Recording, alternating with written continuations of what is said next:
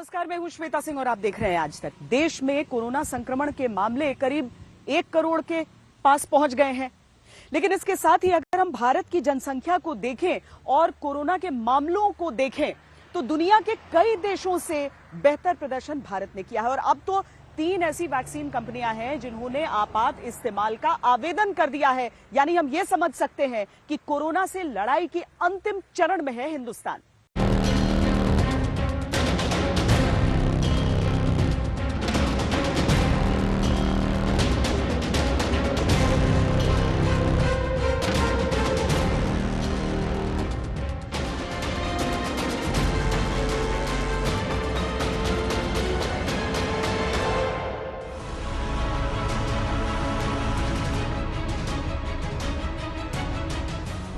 Corona के खिलाफ India की लड़ाई का ये लास्ट राउंड है।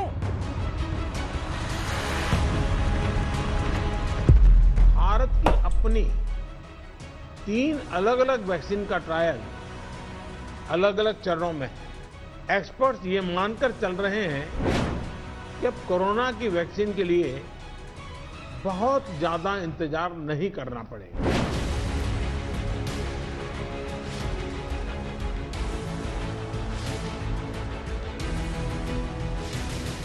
भारत का वैक्सीन अभियान बस चंद औपचारिकताएं दूर और फिर शुरू होगा विश्व का सबसे बड़ा टीकाकरण ड्राइव।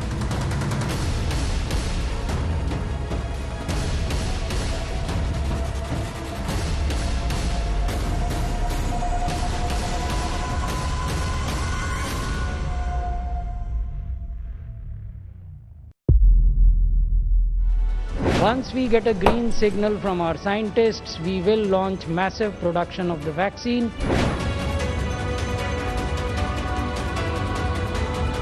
आबादी से लेकर सुदूर इलाकों तक चुनौतियां बहुत हैं, लेकिन भारत तैयार है।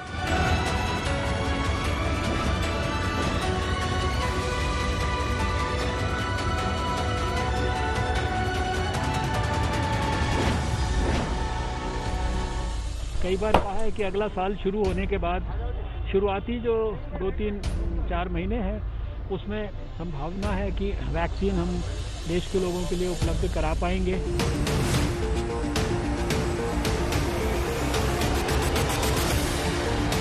जो वादा किया था अब उसे निभाने का समय है। राष्ट्रीय वैक्सीन विशेषज्ञ समूह की सिफारिशों पर भारत सरकार ने 30 करोड़ भारतीयों को टीका लगाकर अभियान की शुरुआत करने की योजना बनाई है। लेकिन इस योजना के बारे में बताने से पहले आपको बताते हैं कि वो वैक्सीन कौन सी होगी जिसके साथ दुनिया का सबसे बड़ा वैक्सीनेशन कार्यक्रम चलेगा। क्योंकि अब तक भारत में 3 वैक्सीन कंपनियों ने आपात इस्तेमाल के लिए आवेदन दिया है।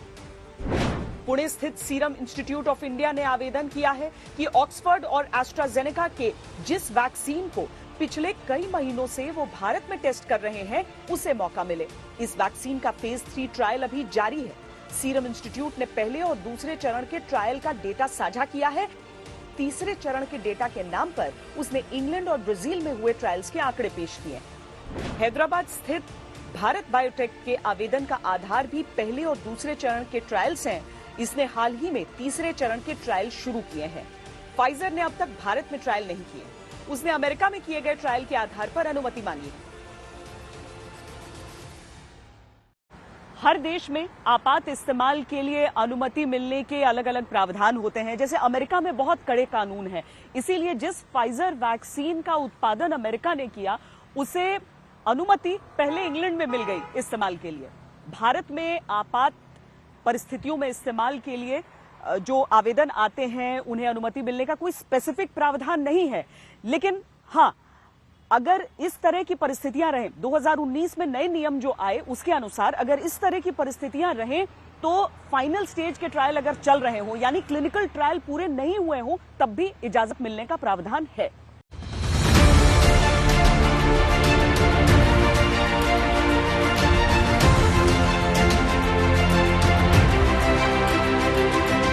यानी इस हिसाब से तीनों वैक्सीन्स को अनुमति मिलने की समान संभावना है। हालांकि आवेदन को रिव्यू करने के बाद सीरम इंस्टीट्यूट और भारत बायोटेक से कुछ और डेटा पेश करने के लिए कहा गया। उसके बाद ही उनके आवेदन पर आगे विचार होगा। पहली वैक्सीन है कोविशील्ड। ये चिंपैंजी एडिनो वायरस के प्लेटफॉर्म पर आधारित है। Serum institute of India Pune द्वारा मैन्युफैक्चर की जा रही है और इन्होंने इमरजेंसी यूज ऑथराइजेशन के लिए आवेदन दिया है। दूसरी वैक्सीन कोवैक्सिन है। ये इनएक्टिवेटेड वायरस के प्लेटफॉर्म पर है। Bharat biotech international limited Hyderabad द्वारा निर्मित की जा रही है। इन्होंने भी आवेदन दिया है इमरजेंसी यूज ऑथराइजेशन के लिए। So there are multiple vaccine candidates in different stages of development and some of them may get licensed in the next few weeks.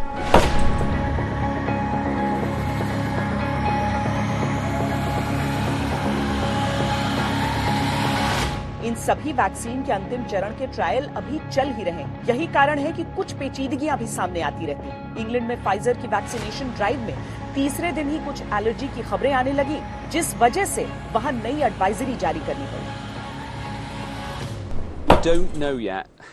अभी मुझे नहीं पता कि ये वैक्सीन लगने के बाद इसके फैलाव को रोकने में कितनी कारगर होगी। अभी तो बस ये पता है कि ये वैक्सीन जिसे लगेगी उसको संक्रमण से बचाएगी। हालांकि हम लोगों पर गहन निगरानी रखेंगे ताकि इसके असर को परख सकें।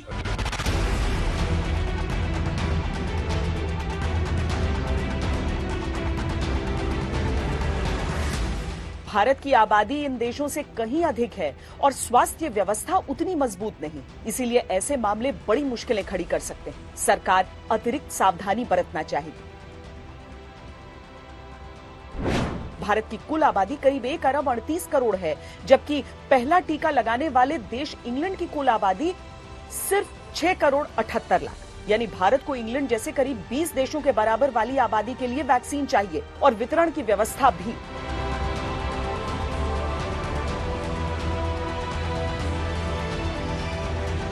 भारत में पहले फेज में 30 करोड़ भारतीयों को वैक्सीन लगेगी, जिसमें 1 crore health care workers, 2 crore केंद्र और राज्य पुलिस के जवान, अर्धसैनिक बल, आपात सेवाओं से जुड़े कर्मचारी और 27 करोड़ वो लोग जो 50 साल की उम्र से अधिक हैं और गंभीर बीमारियों से जूझ रहे हैं। 31 अक्टूबर तक का समय तय किया था। मेजॉरिटी स्टेट्स ने हेल्थ केयर वर्कर्स की लिस्ट बना दी है। अब उनको कहा गया है हमारा जो इलेक्ट्रॉनिक प्लेटफॉर्म है उसके ऊपर उसको अपलोड करने के लिए। Once we get a green signal from our scientists, we will launch massive production of the vaccine. We have made all the preparations. We have drawn an outline to ramp up the production of the vaccine and to make it available to each and every person in shortest possible time.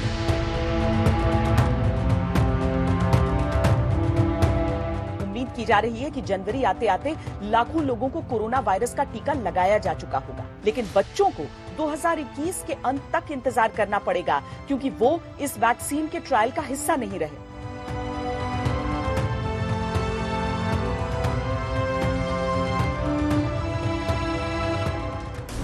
सरकारी सूत्रों के अनुसार एक बार में करीब 100 लोगों को cold point पर बुलाया जाएगा। एक व्यक्ति को वैक्सीन लगाने में लगभग आधा घंटा लगेगा। इसके बाद QR कोड के साथ सर्टिफिकेट भी दिया जाएगा। सर्टिफिकेट मिल गया यानी आपको वैक्सीन की डोज मिल गई।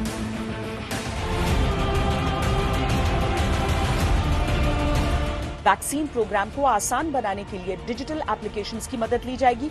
सरकार ने कोरोना वैक्सीन देने के लिए कोविन नाम का ऐप लॉन्च किया है। जो भी वैक्सीन लेना चाहते हैं वो कोविन ऐप पर खुद को रजिस्टर कर सकते हैं। ये ऐप मुफ्त है। इसका इस्तेमाल वैक्सीन के डेटा को दर्ज करने के लिए किया जाएगा, यानी आपने किस तारीख और समय पर वैक्सीन ली और अगली डोज कब लेनी है, इसकी सारी जानकारी इस ऐप पर होगी।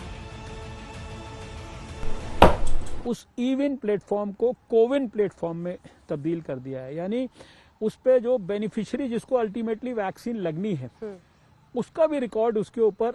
अब आप मान लीजिए सपोज आप एक पोटेंशियल बेनिफिशियरी हैं जिसको वैक्सीन लगेगी, तो उस प्लेटफॉर्म पे आपका नाम तो पहले से होगा ही अपलोडेड, लेकिन आपको समय पे SMS जाएगा, फिर किसने आपको वैक्सीन दी, कब दी, कहाँ पर दी, फिर उसकी सेकेंड डोज के लिए आपको मान लीजिए 1 महीने के बाद लगनी है, कितने हफ्ते के बाद लगनी है। तो वो इतना बड़ा साइंटिफिक वैक्सीन इंटेलिजेंस का कोविड का प्लेटफॉर्म हम लोगों ने डेवलप किया है। कोरोना की वैक्सीन्स को जिस तापमान पर रखना पड़ता है, जिस तापमान पर उनके स्टोरेज की आवश्यकता है, वो अपने आप में एक बहुत बड़ी चुनौती है। हालांकि भारत ने इससे बड़े पैमाने पर वैक्सीन प्रोग्राम्स को चलाया है, लेकिन एक साथ जितने लोगों को, जितनी बड़ी आबादी को और जितने दूर दराज के इलाकों तक इन वैक्सीन्स को पहुंचना है, उसके लिए युद्ध स्तर पर तैयारियों की आवश्यकता है, जिसकी शुरुआत भी हो चुकी है।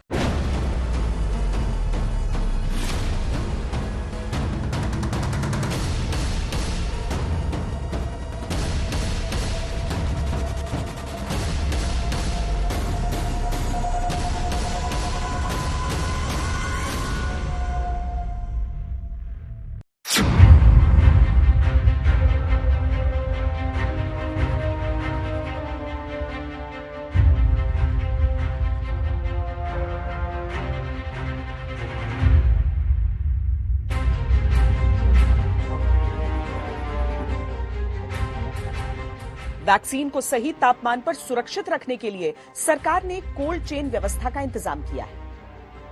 भारत की वर्तमान कोल्ड चेन व्यवस्था 3 करोड़ लोगों को वैक्सीन लगाने में सक्षम है। इस समय देश में 28,947 कोल्ड चेन पॉइंट्स हैं, जहां 85,634 से ज्यादा उपकरण मौजूद हैं। इन उपकरणों में deep freezer, walk in coolers, refrigerators और बिना बिजली के चलने वाले आइस बॉक्स हैं। ये उपकरण अब तक देश में अन्य वैक्सीन के काम में लाए जाते रहे। कोल्ड चेन इक्विपमेंट, अन्य लॉजिस्टिक की जरूरत पड़ेगी। राज्य सरकारों की मदद से उसका भी आकलन हो रहा है। कोल्ड चेन को और मजबूत करने के लिए भी साथ ही साथ अनेक नए प्रकल्प भी चल रहे हैं, कई और नए प्रयास भी चल रहे हैं। अगर ज्यादा कोल्ड स्टोरेज सुविधाओं की जरूरत पड़ी तो उसकी भी तैयारी है। सरकार ने लग्जमबर्ग की कंपनी से एक अनुबंध किया है, जिसके बाद मार्च 2021 तक जरूरी कोल्ड स्टोरेज चेन की कमी पूरी हो जाएगी। Absolutely, it will be a transferable technology, and I think the interesting aspect of B Medical products is that we have a solution for all types of vaccines, and we have a lot of experience with these different types. We already have an experience with the -80 vaccines because those already existed for the Ebola.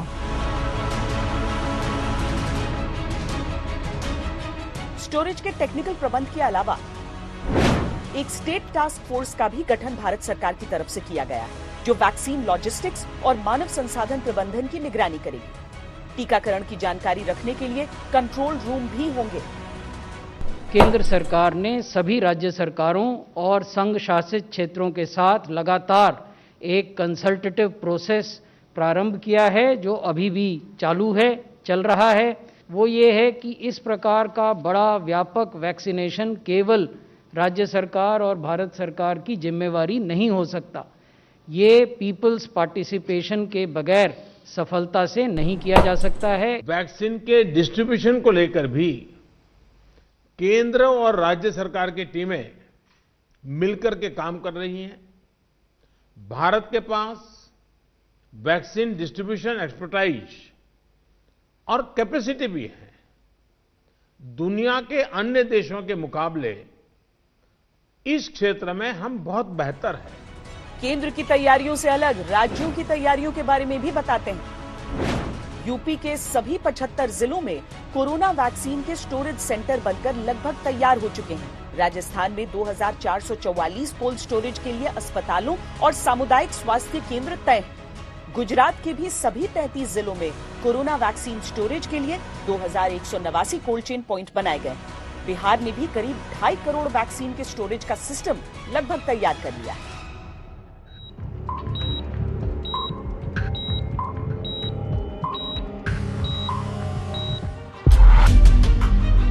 Vaccine देश में हर उस जगह समय पर पहुंच सके जहां इसकी सबसे ज्यादा जरूरत है। बाहर से वैक्सीन लाने या बाहर के देशों तक वैक्सीन भेजने के लिए भारत सरकार ने देश की टॉप एयरलाइन कंपनियों को भी इस मिशन का हिस्सा बनाया। दुबई की मार्टिन कंसल्टिंग LLC कंपनी के अनुसार भारत में अगर 130 करोड़ लोगों तक वैक्सीन तय समय में पहुंचानी हो तो कम से कम 2000 बोइंग, 747 फ्रेटर्स, 3000 एयरबस A320, 1000 ATR और 400 ट्विन ऑटर्स की जरूरत पड़ेगी। भारतीय एयरलाइंस के शीर्ष अधिकारियों ने सरकार को भरोसा दिया है कि देश के जिस हिस्से में जैसी जरूरत पड़ेगी वो उसके लिए तैयार है।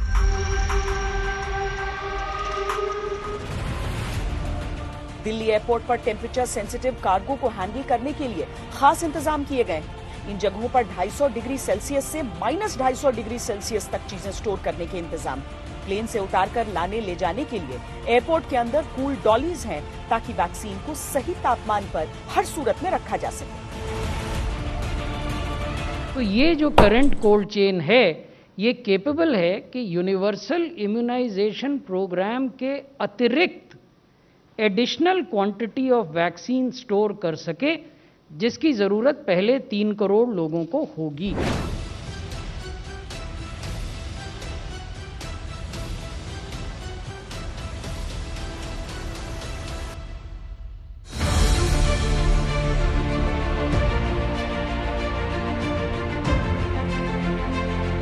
साथ ही भारतीय वायुसेना ने भी इस काम के लिए अपनी तत्परता और तैयारी बता दी। भारत में वैक्सीनेशन कार्यक्रम की जैसे ही शुरुआत होगी, कोल्ड स्टोरेज नेटवर्क के लगभग 29,000 यूनिट से देश के अलग अलग हिस्सों तक फॉरेन वैक्सीन को पहुंचाना होगा।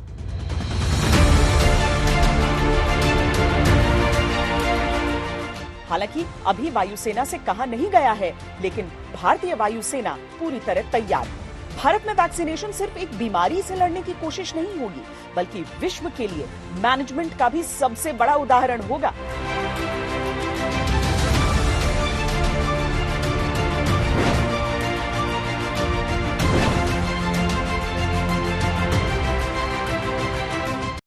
जब से कोरोना नाम की ये बीमारी आई है, तब से भारत ने पूरी दुनिया की मदद की कई मिसालें पेश की हैं।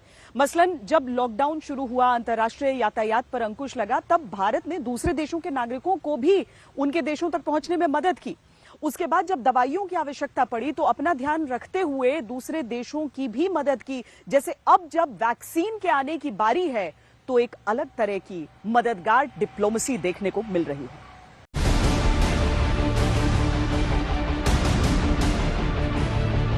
बुधवार को 70 देशों के राजनयिक और राजदूत हैदराबाद में भारत बायोटेक का दौरा कर स्वदेशी कोरोना वैक्सीन के निर्माण का जायजा लेने पहुंचे। ये तस्वीरें कोरोना वैक्सीन निर्माण में आत्मनिर्भर भारत का सीना गर्व से चौड़ा करने वाली तस्वीरें हैं।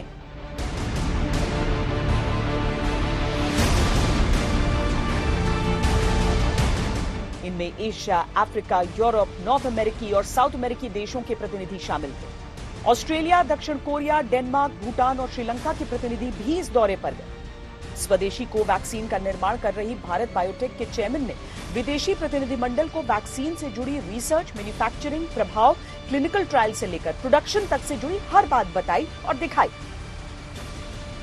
I think we have done 6 million doses, mostly emerging market. We focus heavily, and then we have, I think, 19 different vaccines. Probably we have the largest vaccine portfolio, probably in the world.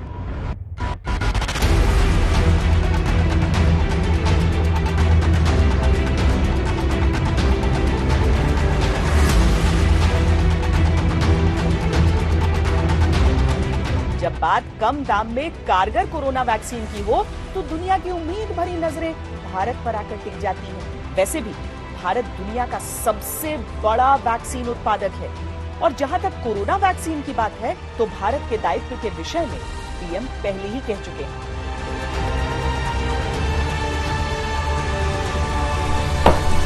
सबसे बड़े vaccine उत्पादक देश के तौर पर आज मैं वैश्विक समुदाय को एक और आश्वासन देना चाहता हूं। भारत की वैक्सीन प्रोडक्शन और वैक्सीन डिलीवरी क्षमता पूरी मानवता को इस संकट से बाहर निकालने के लिए काम आएगी। मानव इतिहास में पहली बार किसी बीमारी से बचने के लिए कोई टीका इतने कम समय में तैयार कर लिया गया है। इसीलिए जब इंग्लैंड में 90 साल की एक महिला को वैक्सीन की पहली डोज दी गई तो उनकी खुशी का ठिकाना नहीं था। लेकिन अगर आप विदेशों में वैक्सीन का विरोध देखेंगे तो वो भी अचरज से कम भरी तस्वीर नहीं है।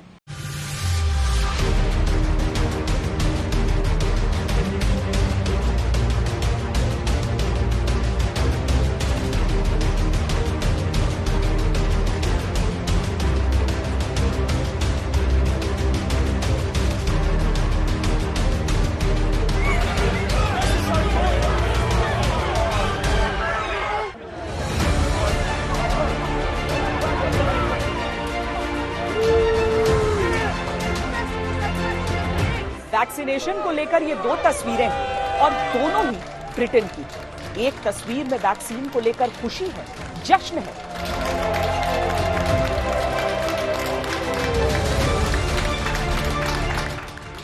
तो दूसरी में जमकर विरोध है।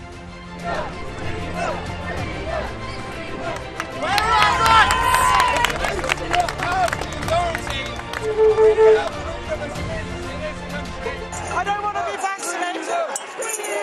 I want to be free. I want to live my life.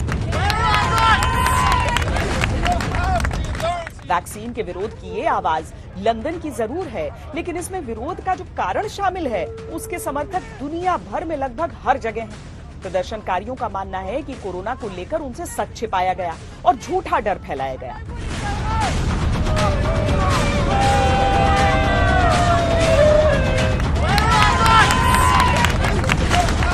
I think it's not about breaking the law here. I think it's about people wanting to say what they really feel, and they've been shut down. So people are coming out not because they want to be violent or because they want to be rebels, just because they want to defend their human rights, they want to defend the future of their children.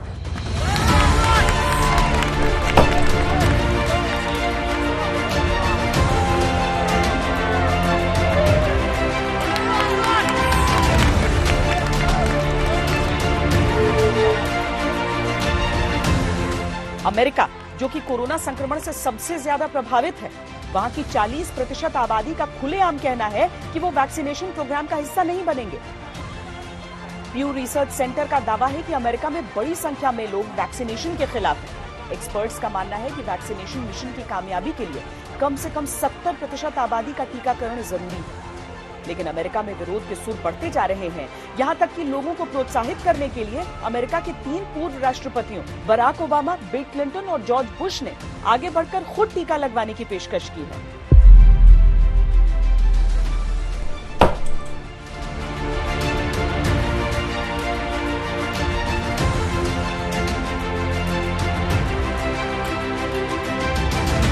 रूस में vaccine का विरोध तब से है जब से अगस्त महीने में वहां रूसी वैक्सीन को स्वास्थ्य मंत्रालय ने मंजूरी दी।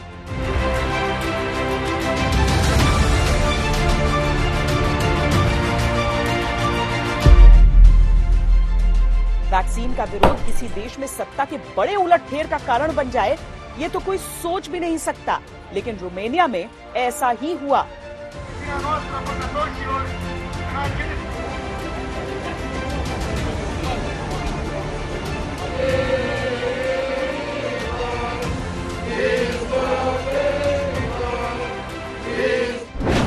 रोमानिया में सिर्फ 1 साल पुरानी party alliance for Romanian unity ने चुनावों में जबरदस्त कामयाबी हासिल कर ली। इस पार्टी ने न सिर्फ वैक्सीन विरोधी प्रचार किया, बल्कि रैलियों में मास्क भी नहीं पहना था। यहां तक कि ये पार्टी वहां सोशल डिस्टेंसिंग की परवाह किए बिना धार्मिक आयोजनों के समर्थन में रही।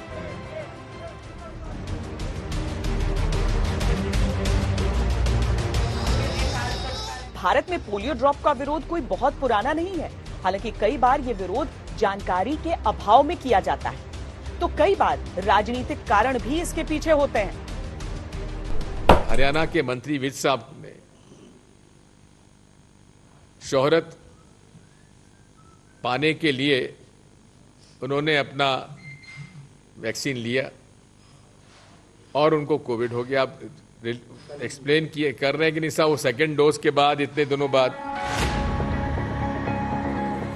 किसी भी वैक्सीन विरोध को वैक्सीन हेजिटेंसी कहा जाता है, यानी वैक्सीन लेने के लिए झिझक, और इसका इतिहास उतना ही पुराना है जितनी पुरानी दुनिया की पहली वैक्सीन।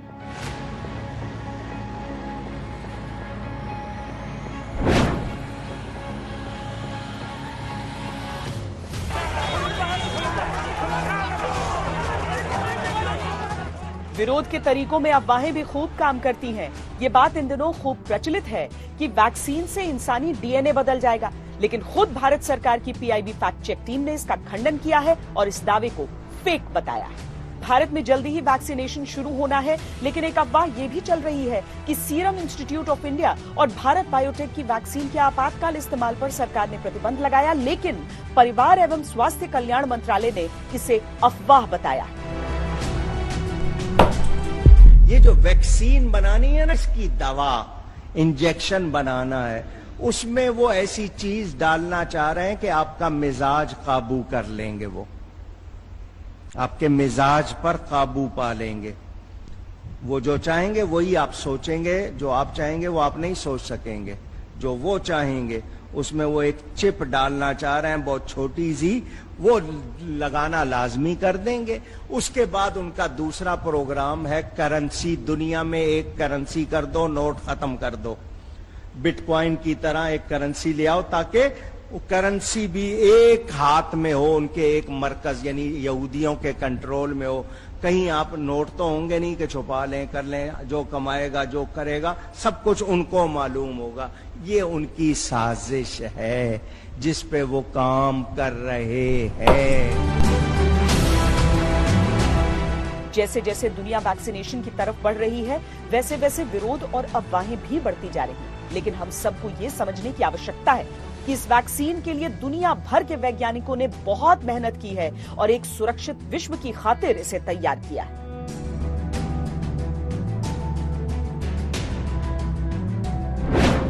मेरा ये मानना है कि वैक्सीन प्रोडक्शन, वैक्सीन डिस्ट्रीब्यूशन के साथ साथ वैक्सीन में लोगों में अवेयरनेस जो है क्रिएट करना कि ये सेफ है, इफेक्टिव है और उससे हमें पैंडेमिक से छुटकारा मिलेगा, वो अवेयरनेस भी बहुत जरूरी है। और इसके लिए कई हम कदम कर सकते हैं। मेरा ये मानना है कि प्रोमिनेंट लोग हैं, हेल्थ केयर वर्कर्स हैं, डॉक्टर्स हैं, उनको आगे आना चाहिए और वैक्सीन खुद लगानी चाहिए कि देखो हम वैक्सीन लगा रहे हैं तो हमें पता है कि ये सेफ है, इसलिए उससे लोगों में भी कॉन्फिडेंस आएगा। तो अगर हेल्थ केयर वर्कर्स और सीनियर डॉक्टर्स जो हैं वो खुद वैक्सीन अपने में लगाएंगे तो और लोगों में भी कॉन्फिडेंस आएगा कि अगर डॉक्टर साहब लगा रहे हैं तो हम भी लगा सकते हैं। इसी तरह से हमें कैंपेन करके लोगों में अवेयरनेस बढ़ानी है कि ये वैक्सीन जो है ये सेफ है, इसको लगाने से हमें फायदा होगा। आपको याद होगा जब कोरोना की बीमारी नई नई आई थी, उस समय कोरोना रेबल्स नाम के कई समूह पश्चिमी देशों में दिखने लगे थे। कोरोना रेबल्स मतलब ऐसे लोग जो उस बीमारी से बगावत करना चाहते हैं। ऐसे लोग जाते थे बुजुर्गों के सामने, उनके मुंह पर खांसते थे, ये दिखाने के लिए कि उन्हें परवाह नहीं। लेकिन हिंदुस्तान में सबने परवाह की और आंकड़ों में आज भी उसके नतीजे नजर आते हैं।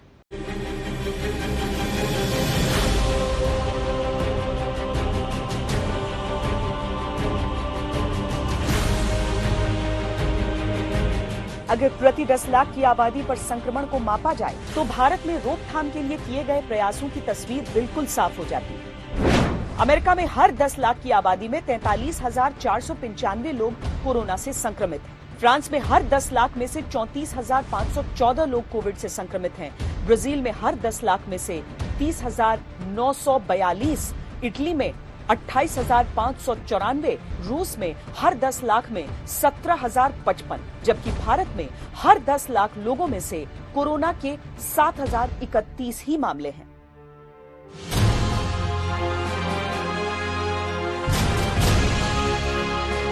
वहीं कोरोना से होने वाली मौतों के मामले में भी भारत की स्थिति इतनी खराब नहीं जितनी हमसे ज्यादा विकसित कहे जाने वाले यूरोपीय देशों की है। इटली में हर 10 लाख लोगों में से 993 लोगों की जान कोरोना से गई। इंग्लैंड में 10 लाख में से 902 लोगों की कोरोना के कारण मौत हो रही है। अमेरिका में 10 लाख में से 842 लोग कोरोना से मर रहे हैं, तो फ्रांस में 839, ब्राजील में 830, रूस में 298, जबकि भारत में हर 10 लाख में से 102 लोगों की कोरोना से मौत हो रही है। सोशल डिस्टेंसिंग और मास्क से जुड़ी लगातार जानकारियों की बदौलत वैक्सीन के इंतजार के दौरान भारत में कोरोना के एक्टिव केसेस में कमी भी आई है, जो बड़ी राहत की बात है। 17 जुलाई को भारत में कोरोना के एक्टिव केस 3,73,379 थे। 18 सितंबर तक ये बढ़कर 10,03,299 हो गए, लेकिन दिसंबर की शुरुआत तक आते आते ये आंकड़ा गिरकर 3,83,866 पर पहुंच गया। भारत ने अगर ये कामयाबियां हासिल की हैं, तो अपने त्योहारों को त्यागा है, वैवाहिक समारोहों की खुशियों को सीमित किया है, यात्रा सुखों को प्रतिबंधित किया है। वैक्सीनेशन एक उम्मीद है कि शायद सब पहले जैसा हो जाए, लेकिन वैज्ञानिक दृष्टिकोण वैक्सीनेशन को बस जीने की दिशा में बढ़ा एक कदम मान रहा है।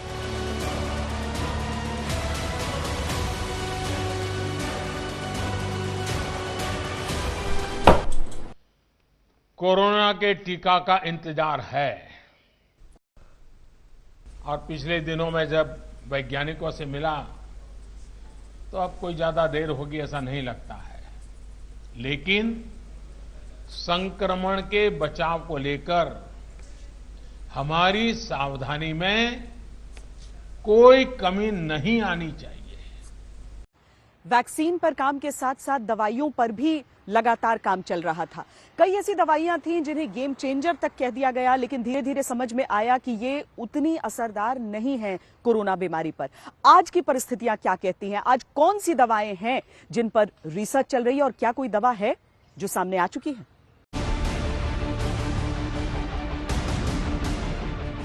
कोरोना का टीका तो अभूतपूर्व समय में आ गया, लेकिन तब तक चैन की सांस नहीं ली जा सकती जब तक उसे खत्म कर देने वाली दवा नहीं बन जाती।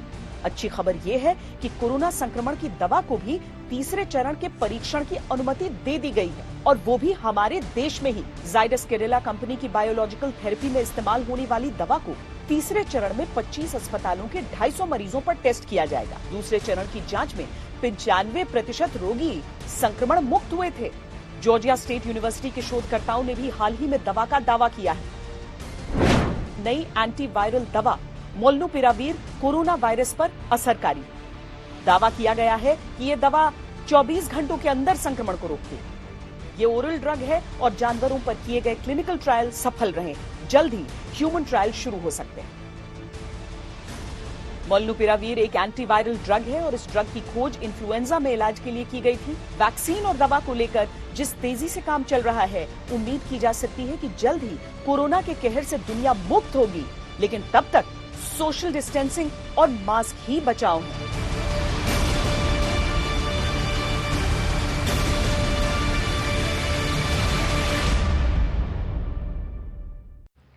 वैक्सीन और दवाइयों पर इतनी जल्दी मिलती उपलब्धियां दरअसल विज्ञान की बहुत बड़ी जीत है, लेकिन अगर वैक्सीन का ये पूरा कार्यक्रम सफल होना है तो हिंदुस्तान को एक साथ फिर उठ खड़ा होना होगा। अभी के लिए इतना ही। देश और दुनिया की बाकी खबरों के लिए आप देखते रहिए आज तक।